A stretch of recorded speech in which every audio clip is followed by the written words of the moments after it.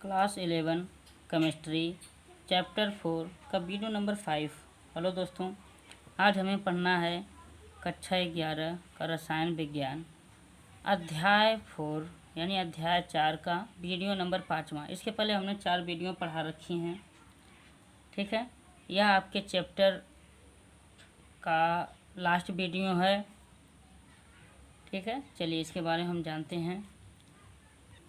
हमारी पहली हेडिंग है प्लांक क्वांटम सिद्धांत, ठीक है दोस्तों। इसको हमने पहले लिख लिया है ताकि आप लोगों के समय का बचत हो, और इसमें सब थियरी ही है, ठीक है। देखिए, प्लांक क्वांटम सिद्धांत जो था, उन्होंने क्या बताया कि इस सिद्धांत के अनुसार किसी वस्तु द्वारा ऊर्जा का उत्सर्जन या अवशोषण सतत रूप से नहीं होता है, अपितु असतत रूप से ऊर्जा के पैकेटों के रूप में होता है। पहला तो इन्होंने यह बताया। दूसरा क्या बताया कि ऊर्जा के पैकेटों को हम या तो क्वांटा या क्वांटम या फोटान भी कह सकते हैं। तीसरा उन्होंने एक सूत्र दिया कि विकिरण ऊर्जा आवृत्ति के समानुपाती होती है, यानी ये आपकी क्या है, विकिरण ऊर्जा समानुपाती न्यू आवृत्ति यानी न्यू, या अगर हम E बराबर एच न्यू रख दें तो एच आपका क्या हो जाएगा, स्थिरांक हो जाएगा। एच आपका क्या हो जाएगा, स्थिरांक हो जाएगा। तो E बराबर यानी ऊर्जा बराबर क्या हो जाएगा, एच गुणे सी अपान लेमडा। देखिए, न्यू बराबर एक सूत्र हम लिखवाए थे आप लोगों को इसके वीडियो नंबर 4 में, कि न्यू बराबर क्या होता है, आवृत्ति बराबर प्रकाश का वेग गुणे लेमडा यानी तरंग दैर्ध्य बट्टे तरंग दैर्ध्य, या V बराबर न्यू बराबर, ठीक है, सी अपान लेमडा। ये लिखवा दी थी आप लोगों को, जहाँ एच क्या है, प्लांक नियतांक है, और न्यू क्या है, आवृत्ति है, ई क्या है, ऊर्जा है। और यहाँ पे देखिए जो एच का मान कितना होता है, यहाँ पे एच का मान होता है 6.626 गुणे 10⁻⁻34 जूल प्रति सेकेंड। अब उन्होंने चौथे में क्या बताया, अवशोषित या उत्सर्जित ऊर्जा का मान निम्न सूत्र से ज्ञात होगा, ठीक है। अवशोषित या उत्सर्जित ऊर्जा का मान निम्न सूत्र से ज्ञात होता है। तो उन्होंने बताया कि ऊर्जा बराबर एन एच न्यू, एच क्या है, स्थिरांक है यानी नियतांक है, और न्यू क्या है, आवृत्ति है, एन क्या हो गया, पूर्णांक का एक मान हो गया। जहाँ एन बराबर 1 2 3 कोई भी संख्या हम यहाँ पे आए तो रख सकते हैं, ठीक है। यही था मेन, आपको यह फार्मूला याद रखना है, और ये प्लांक का क्वांटम सिद्धांत था। अब हम अपने अगले टॉपिक पे मूव करते हैं, बोर का परमाणु मॉडल।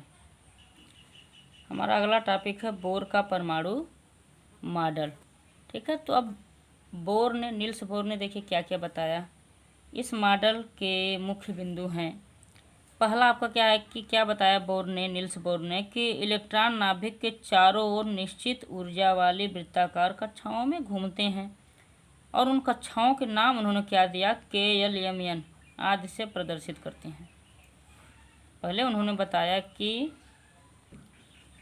इलेक्ट्रॉन नाभिक के चारों ओर निश्चित ऊर्जा वाली वृत्ताकार कक्षाओं में घूमते हैं, और उन कक्षाओं के नाम उन्होंने क्या दिया, KLMN उन्होंने नाम दिया। अब दूसरे में उन्होंने क्या कहा कि एक कक्षा में उपस्थित सभी इलेक्ट्रॉन की ऊर्जा समान होती है। अगर एक कक्षा में जितने भी इलेक्ट्रॉन हैं तो उनकी ऊर्जा क्या होती है, समान पाई जाती है। तीसरे में उन्होंने बताया इलेक्ट्रॉन केवल उन्हीं कक्षाओं में घूमते हैं जिनमें इलेक्ट्रॉन का कोणीय संवेग h/2π का पूर्ण गुणज होता है। क्या बताया उन्होंने कि इलेक्ट्रॉन उन्हीं कक्षाओं में घूमते हैं जिनमें इलेक्ट्रॉन का कोणीय संवेग कितना होता है, h/2π का पूर्ण गुणज होता है। चौथे में उन्होंने क्या बताया कि जब इलेक्ट्रॉन एक कक्षा से दूसरी कक्षा में जाता है तो एक निश्चित ऊर्जा का आदान प्रदान करता है। जब एक कक्षा से दूसरी कक्षा में इलेक्ट्रॉन जाएगा तो क्या करेगा, एक निश्चित ऊर्जा का क्या करता है, वह आदान प्रदान करता है। जैसे अब यह उच्च ऊर्जा हो गई, यह निम्न ऊर्जा। जब बड़ी में से छोटी में से हम घटाएंगे यानी जब जाएगा तो वह डेल्टा ई प्रदान करेगा। अब डेल्टा ई बराबर हम लिख सकते हैं एच न्यू, और बराबर एच गुणे न्यू की जगह लिख सकते हैं सी अपान लेमडा, ठीक है, या न्यू बराबर लिख सकते हैं हाँ डेल्टा ई बटे एच। ये तो था हमारा परमाणु मॉडल। अब परमाणु मॉडल की सीमाएं कहाँ तक थीं, ठीक है, हम कमियां नहीं कर सकते लेकिन उसकी सीमाएं तो बोल ही सकते हैं। देखिए क्या है बोर के परमाणु मॉडल की सीमाएं। उन्होंने सबसे पहले क्या बताया कि यह मॉडल केवल एक इलेक्ट्रॉन वाले परमाणु की व्याख्या कर सकता था, जैसे हीलियम, हाइड्रोजन, लिथियम, बेरिलियम, ठीक है, एक परमाणु वाले, जो सिर्फ एक परमाणु वाले तत्वों के इलेक्ट्रॉन व्याख्या कर सकता था। देखिए कैसे, जो एग्जाम्पल में दिया उसको हम समझा दे रहे हैं आपको। देखिए बोर की क्या बताया कि सिर्फ एक इलेक्ट्रॉन वाले परमाणु की ही व्याख्या वह कर सका। तो यहाँ पर 2 पॉजिटिव हो, इसका लिथियम का कितना होता है 3 होता है, 2 पॉजिटिव तो इधर माइनस हो जाएगा, जब 2 में से घटाएंगे तो 1 आ जाएगा। यहाँ पे 3 पॉजिटिव और बेरिलियम का कितना होता है परमाणु क्रमांक 4 होता है, जब 3 में से 4 घटाएंगे तो यहाँ पे आ जाएगा 1, यानी वह हर जगह सिर्फ एक ही इलेक्ट्रॉन के परमाणु की व्याख्या कर सका, ठीक है। दूसरे में उन्होंने क्या बताया कि यह मॉडल हाइड्रोजन के सूक्ष्म स्पेक्ट्रम की व्याख्या नहीं कर सका, ठीक है, क्या बताया उन्होंने कि यह मॉडल हाइड्रोजन के सूक्ष्म स्पेक्ट्रम की व्याख्या नहीं कर सका।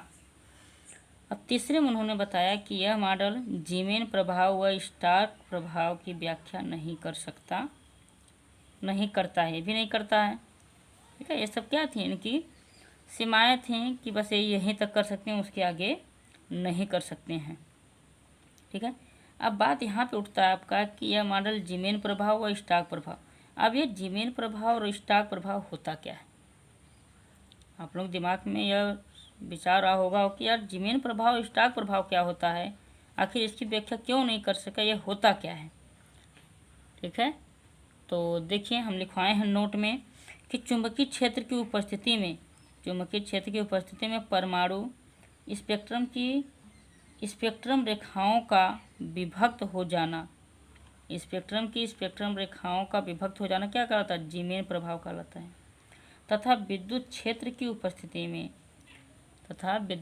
उपस्थिति में स्पेक्ट्रम रेखाओं का विभक्त हो जाना स्टार्क प्रभाव कहलाता है।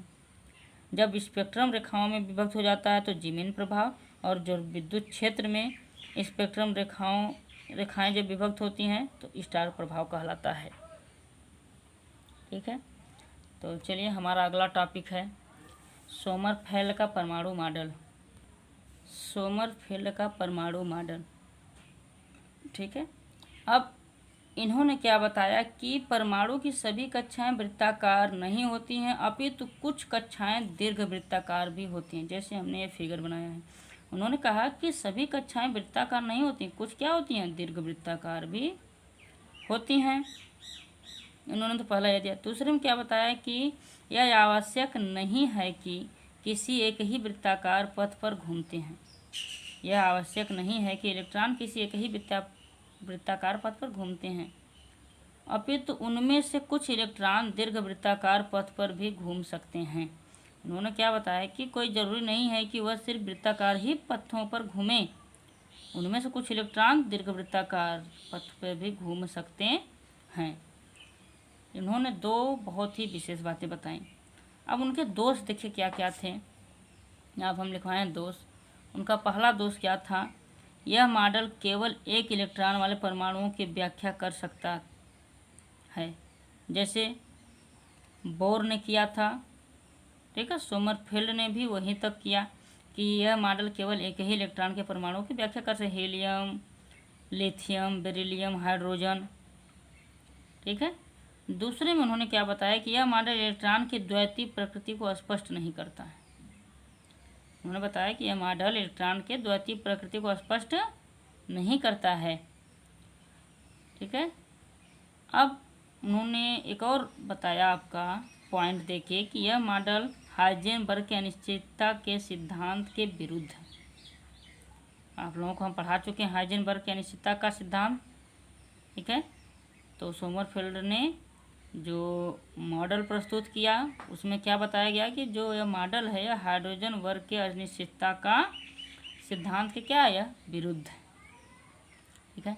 दोस्तों यह थियरी है, इसलिए हमने पहले लिख डाली है कि आप लोगों के समय की बचत हो जाए, और इसमें कुछ करना नहीं है, ना तो सवाल लगाना आप लोगों को है। ठीक है, पूछ दिया आपको पेपर में सोमरफेल्ड का परमाणु मॉडल, बोर का परमाणु मॉडल, प्लांक क्वांटम सिद्धांत, तो बस आप लोग तुरंत लिखना चालू कर दीजिए, नंबर 1 2 3 डाल के हेडिंग। ठीक है, पॉइंट डाल के लिखना चालू कर दीजिए, 2-4 पॉइंट लिख देंगे, बस उतने से आपका काम बन जाएगा।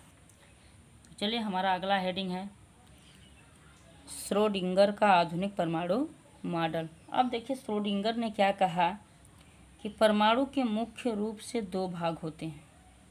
श्रोडिंगर ने क्या बताया कि परमाणु के मुख्य रूप से 2 भाग होते हैं। कौन कौन से? प्रोटॉन और न्यूट्रॉन। जो नाभिक होता है उसमें तो यही पाया जाता है ना, प्रोटॉन और न्यूट्रॉन। फिर उन्होंने दूसरे में क्या बताया कि नाभिक के चारों ओर कक्षाएं, जिसमें उपकोष, कक्षक तथा इलेक्ट्रॉन होते हैं। जो कक्षाएं होती हैं उसमें उपकोष होते हैं, ठीक है, कक्षक होते हैं और इलेक्ट्रॉन होते हैं। तो देखिए हम एक छोटा सा मॉडल प्रस्तुत किए हैं, आगे चल के और भी इसको अच्छी बारीकी से पढ़ा जाएगा दोस्तों। देखिए कक्षाएं को बोला जाता है कोष, फिर उपकोष, उसके बाद कक्षक, तब इलेक्ट्रॉन। तो हमारे जो कोष, जो कक्षाएं हैं, क्या बोला गया उसको? KLMN, जिसे बोर ने प्रस्तुत किया था कक्षाओं को, KLMN। फिर उपकोष, ये तो था कोष, KLMN। उपकोष क्या बताया गया? SPDF। ठीक है, यस में होता है 1 कक्षा, P में होता है 3 कक्षाएं, D में 5 कक्षाएं और F में 7 कक्षाएं। ठीक है, और हर कक्षा में 2 इलेक्ट्रॉन भरा जाता है। हर कक्षा में 2 इलेक्ट्रॉन, एक ऊपर की तरफ एक नीचे की तरफ भर जाता है।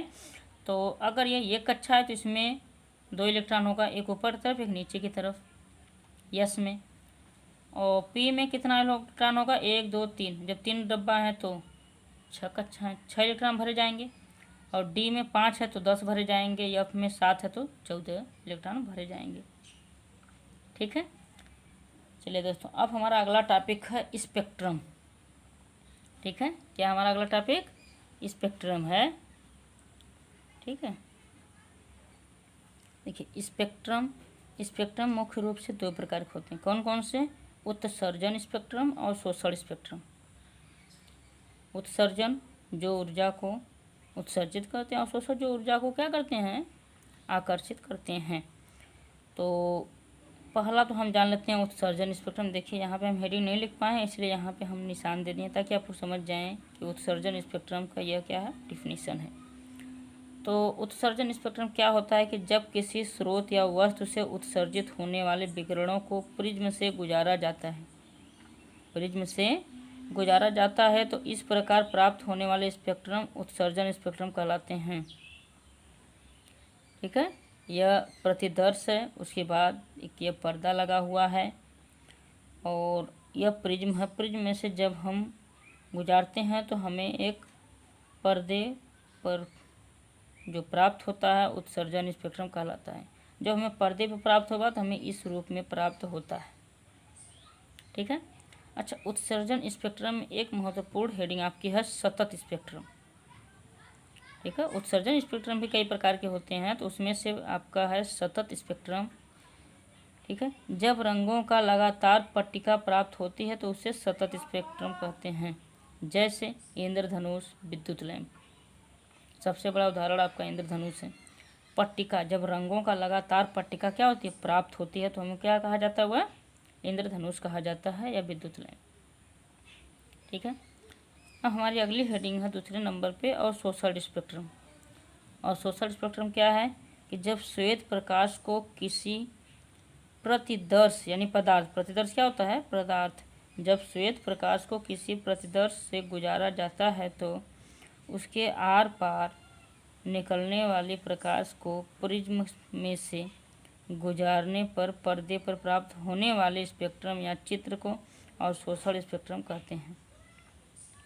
यह प्रकाश है, यह प्रतिदर्श यानी कोई पदार्थ है, इसमें से हम जो गुजारते हैं तो जब प्रिज्म से जब हमें पर्दे पे प्राप्त होता है, ठीक है, तो यही हमारा क्या कहलाता है? अवशोषण स्पेक्ट्रम कहलाता है। और यह फिगर है दोस्तों।